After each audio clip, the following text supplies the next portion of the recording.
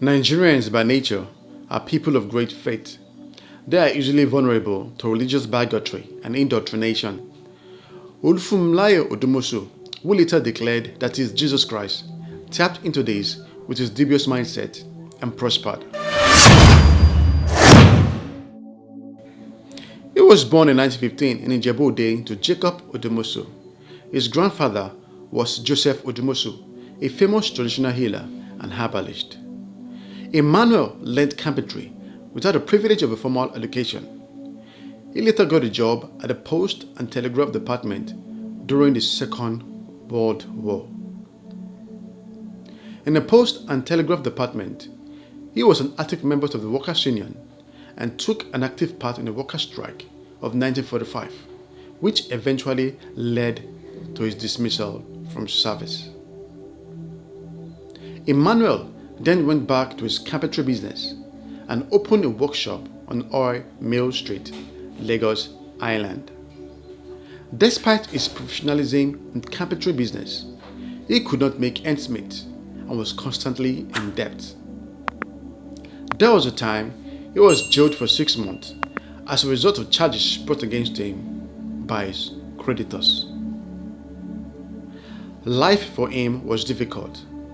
He needed a way out of poverty.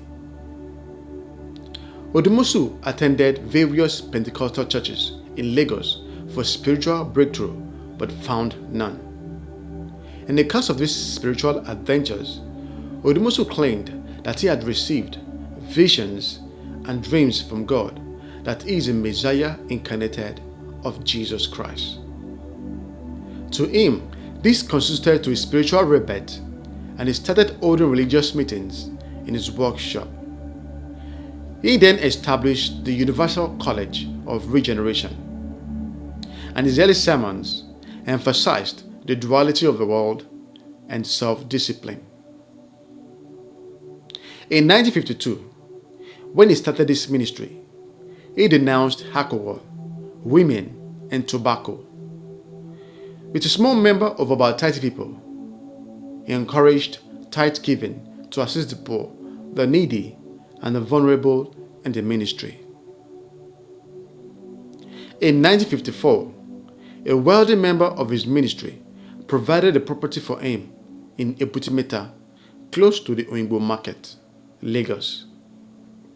He then encouraged his members to relocate to Ebutimeta to live in rented properties close to the church building. As a rising ministry, he began preaching his sermons through loudspeakers placed outside the church hall. As a result of the proximity of the Oyingbo Market, the membership of his church witnessed a surge in numbers. Bringing new members, Emmanuel would whip the male ones with a cane 9 times each.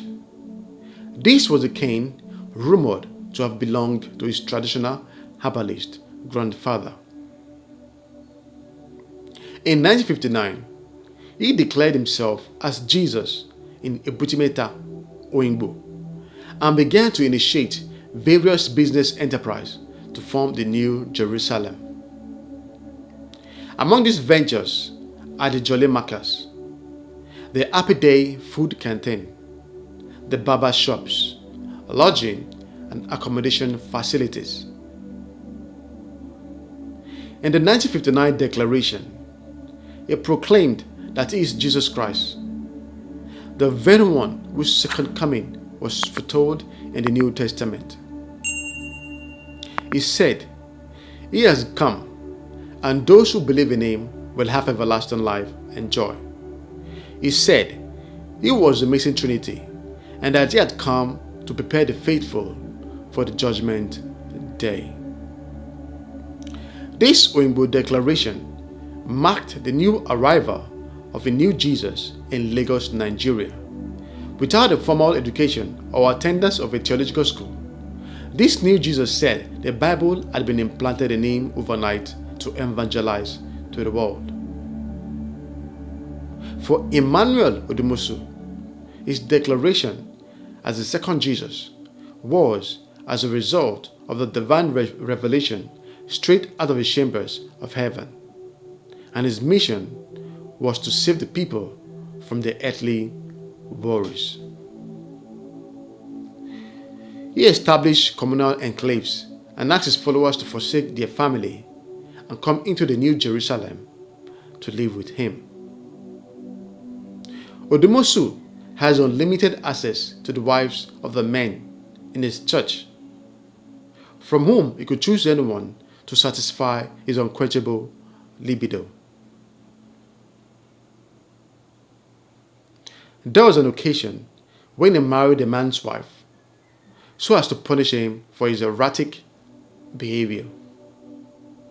There was also a time when he handed over the wife of an unruly member to other men in the flock. Jesus of Rainbow married a large number of wives, numbering between 30 and 80, 3 of whom were rumored to be his biological children.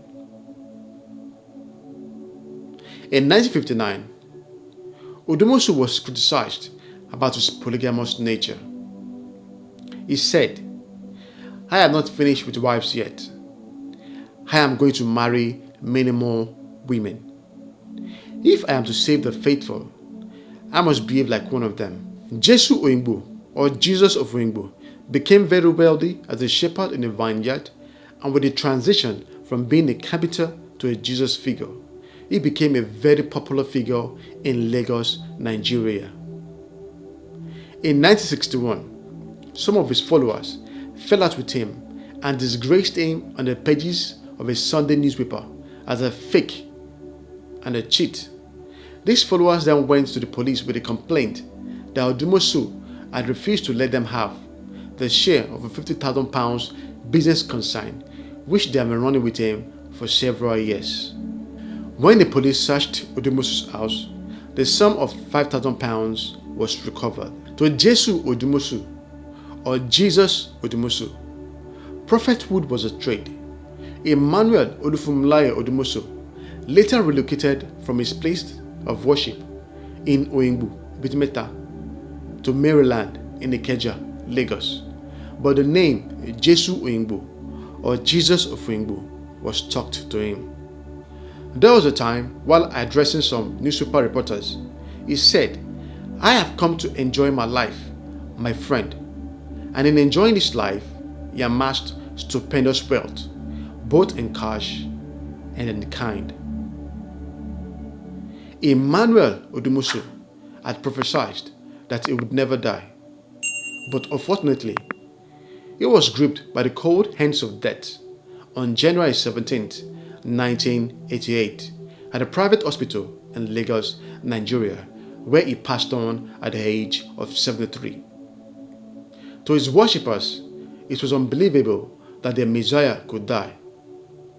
His followers waited for him to resurrect, and after 3 days, when he did not resurrect, his empire began to crumble as his wives, children, and old members began to fight each other to have the spoil of his crumbling empire.